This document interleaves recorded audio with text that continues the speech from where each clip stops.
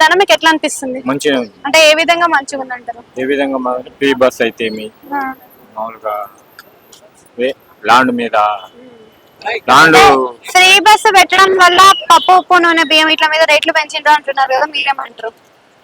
అలా ఏం పెరగలేదు. ఆల్రెడీ రైస్ ఇస్తున్నారుగా, సన్న బియ్యం ఇస్తున్నారు. సన్న బియ్యం కానీ ఇస్తున్నారు. లూకనే ఎక్కువ ఇంకోటి వస్తున్నాయి ఏంటంటే అంటున్నారు కదా. ధర్నీ వెబ్సైట్ తీసి ధర్నీ వెబ్సైట్ లో బాగా ఫ్రాడింగ్ జరిగింది ల్యాండ్ విషయం.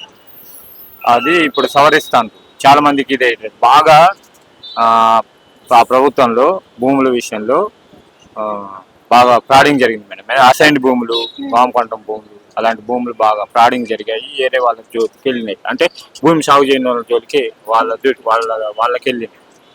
అలాంటి ఇప్పుడు రివర్స్ మళ్ళీ మామూలు సామాన్యులకి భూమి సాగు చేసి బతికే వాళ్ళకి వస్తుంది. అంటే రేవంత్ రెడ్డికి కేసీఆర్ కి తేడా అంటే ఏం చెప్తారు మీరు? తేడా అంటే ఆ ప్రభుత్వంలో కొంచెం పేదలకి బాగా స్కీముల విషయంలో అయితే రకరకాల సంక్షేమ పథకాలతో బాగా ఫ్రాడింగ్ జరిగింది. ఇప్పుడు కొంచెం అవన్నీ కవర్ అవుతుంది.